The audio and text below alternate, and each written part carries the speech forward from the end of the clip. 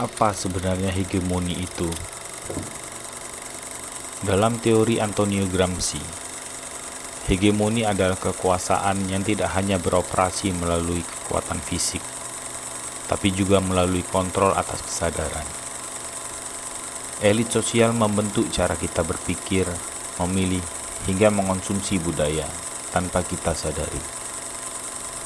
Hegemoni bukan hanya soal ekonomi atau politik, tapi juga soal bagaimana kelas sosial dominan menciptakan kebenaran yang kita terima sebagai normal. Di era media sosial, narasi ini berkembang pesat. Dan apakah kita masih bebas dalam berpikir atau sekedar ikut tren?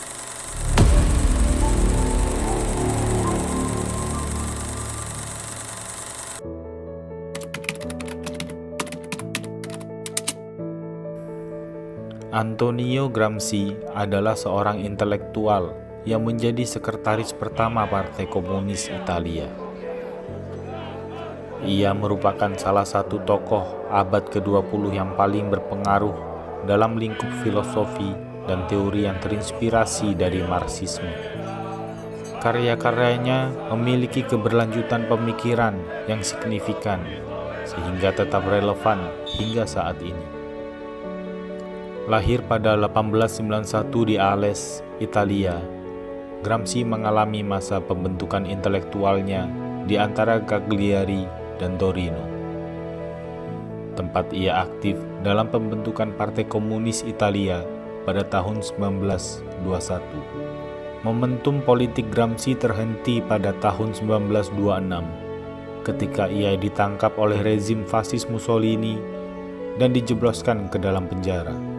Namun, masa penahanannya justru menjadi momen penting dalam kehidupan Gramsci, sebab saat itulah ia menghasilkan karya monumentalnya, I Quaderni del Carcere, buku catatan penjara, yang membahas berbagai topik, termasuk politik, budaya, masyarakat, ekonomi, dan filsafat.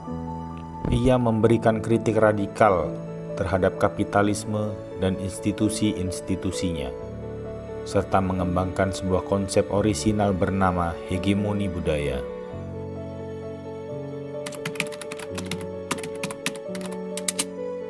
Hegemoni merujuk pada kondisi di mana sebuah kelompok sosial, seperti oligarki dan kapitalis, memegang kekuasaan. Namun, kekuasaan ini tidak menggunakan kekerasan fisik melalui polisi atau militer secara represif, melainkan berasal dari kontrol hegemoni yang dimiliki oleh kelompok-kelompok tersebut. Dalam pemahaman Gramsci, hegemoni dipahami sebagai cara suatu kelompok sosial memperoleh pengaruh kekuasaan melalui persuasi, dengan menggiring kelompok sosial yang lain untuk bertindak sesuai dengan keinginan mereka, seolah-olah tanpa paksaan. Caranya dengan menyebarkan nilai-nilai tertentu melalui berbagai aspek kehidupan sosial, seperti sekolah, kelompok intelektual, atau tempat kerja.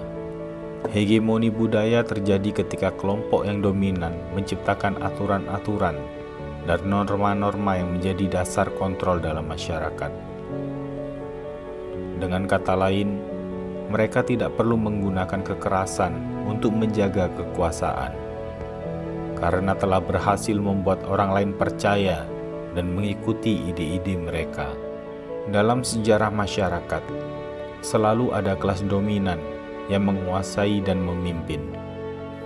Meski dominasi memiliki kekuatan menekan, justru hegemoni yang membuat rezim menjadi kokoh.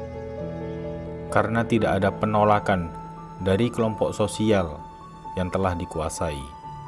Sebut saja rezim fasis Mussolini, rezim Nazi di Jerman, Indonesia pada masa Soeharto, atau Rusia pada masa Stalin.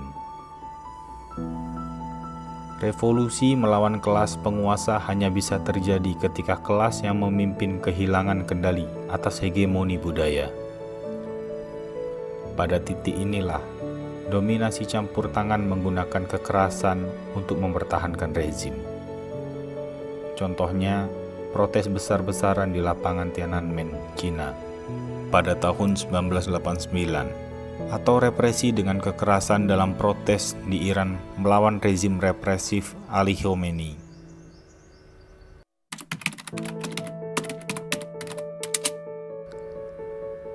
Dalam pemikiran Marx, setiap periode sejarah ditandai oleh struktur ekonomi yang menjadi dasar bagi setiap masyarakat. Di sini, superstruktur adalah institusi, gagasan, dan nilai-nilai yang berasal dari dan tergantung pada struktur ekonomi. Ini termasuk misalnya hukum dan tata negara. Sementara Gramsci melihat bahwa superstruktur bukanlah cerminan dari struktur ekonomi, tetapi ranah aktif yang menentukan struktur. Berdasarkan subjektivitas yang bersifat sukarela dari pandangan dunia sendiri, yaitu hegemoni. Ini meliputi lembaga, hukum, budaya, agama, seni, pendidikan, dan ideologi. Superstruktur melegitimasi kekuasaan kelas dominasi dan mempengaruhi pandangan dunia. Gramsci juga berpendapat bahwa perubahan sosial tidak dapat dicapai secara eksklusif melalui transformasi struktur ekonomi, tetapi memerlukan pendekatan yang lebih luas. Dia berargumen bahwa perubahan dapat dilakukan dengan memusatkan perhatian pada ranah nilai-nilai budaya dan ideologi, dengan tujuan merebut hegemoni yang bermula dari superstruktur. Hal ini dikarenakan subjek yang menjadi fokus reformasi, yaitu para individu, pekerja dan proletar, telah terpapar dan teredukasi nilai-nilai yang dominan dalam struktur ekonomi, khususnya yang berorientasi pada kapitalisme. Gramsci menekankan bahwa untuk meraih hegemoni serta mengubah sistem yang dominan, perlu dilakukan intervensi yang signifikan dalam ranah budaya.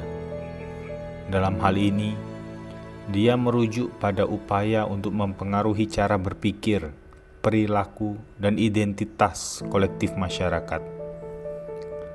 Hal ini melibatkan penggunaan media, pendidikan, agama, sastra, seni, dan institusi budaya lainnya untuk menyebarkan narasi, ideologi, dan nilai-nilai yang mendukung kepentingan kelompok dominan.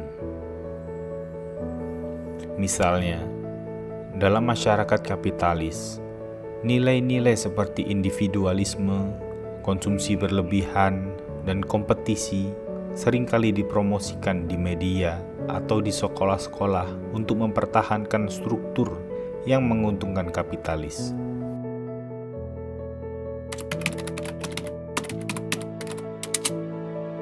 Menurut pandangan Gramsci, kelas dominan selalu berusaha untuk menguasai melalui aparat-aparat kekuasaan dan aparat-aparat hegemoni.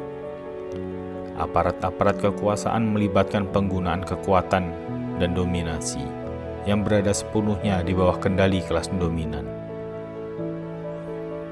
Di sebuah negara kapitalis misalnya, kelas borjuis akan mengendalikan pemerintah, polisi, dan angkatan bersenjata.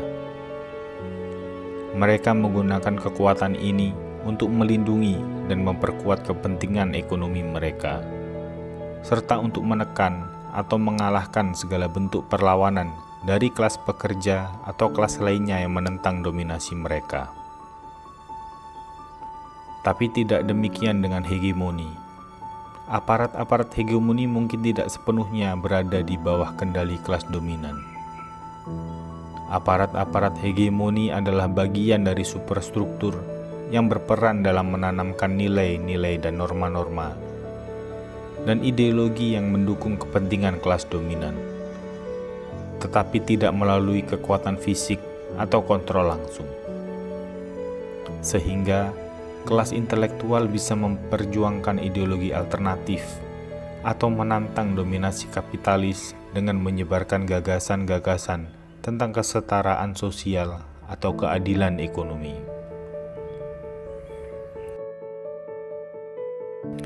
Jika dahulu media massa adalah alat hegemoni, kini media sosial menjadi ruang baru di mana narasi terus diproduksi. Jadi bagaimana kita dapat melepaskan diri dari dominasi ini dan menjadi lebih sadar? Mari kita pertanyakan, kritisi, dan bangun narasi baru yang lebih inklusif.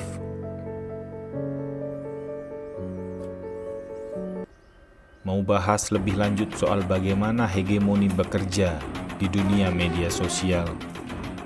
Subscribe Filososial dan dapatkan wawasan baru untuk memahami dunia.